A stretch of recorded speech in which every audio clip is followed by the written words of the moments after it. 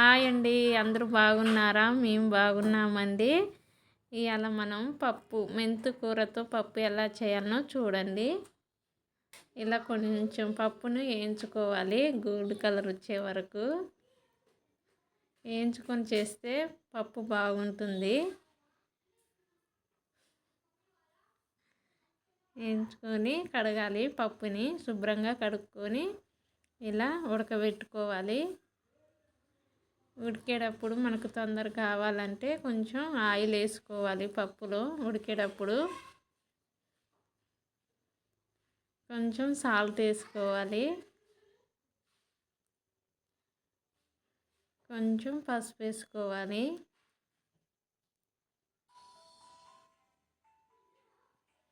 మెంతికూరతో పప్పు బాగుంటుంది. ఇలా చేసుకుంటే పప్పుని వేయించుకొని చేసుకుంటే బాగుంటుంది. పప్పు ఉడికేటప్పుడు మనం కొంచెం పచ్చిమిర్చి 2, కొంచెం చింతపండు, కొంచెం కొత్తిమీర, టమాటాలు,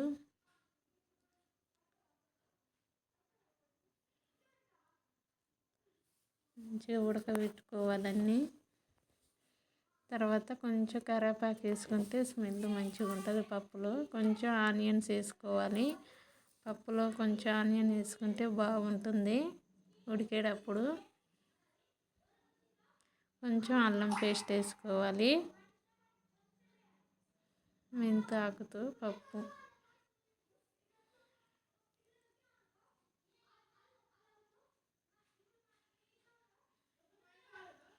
ఉడికిన తర్వాత కొంచెం కారం వేసుకోవాలి. పప్పుకి సరిపోయేంత.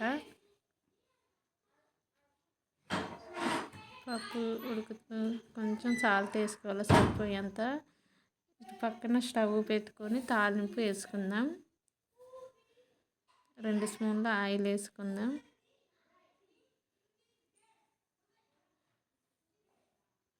ఆయిల్ వేసుకున్న తర్వాత జీలకర్ర, తాలింపు గింజలు, ఎండుమిర్చి, నూనె వేడయ్యాక ఇలా వేసుకోవాలి. అన్నీ ఎల్లిపాయ పేస్ట్ కొంచెం, కరివేపాకు కొంచెం, కొన్ని ఆనియన్స్,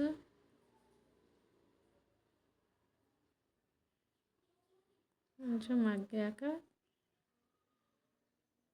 సాల్ట్ వేసుకుంటే తొందరగా మగ్గుతాయి.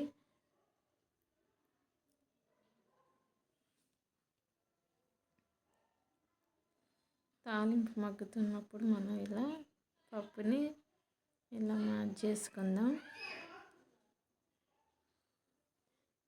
తాలింపు మగ్గింది.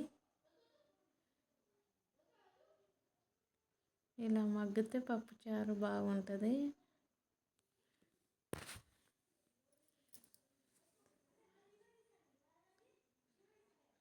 తాలింపు ఎప్పుడు ఇలా గోల్డ్ కలర్ వస్తే పప్పు బాగుంటుంది. ఇట్లా చేసుకుంటే మసిలే పప్పుని ఇలా పోసుకోవాలి.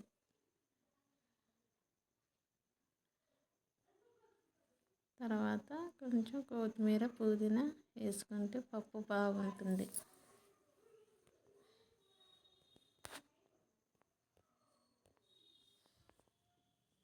నచ్చితే ఒక లైక్ చేయండి. ఒకసారి మీరు కూడా చేసుకోండి.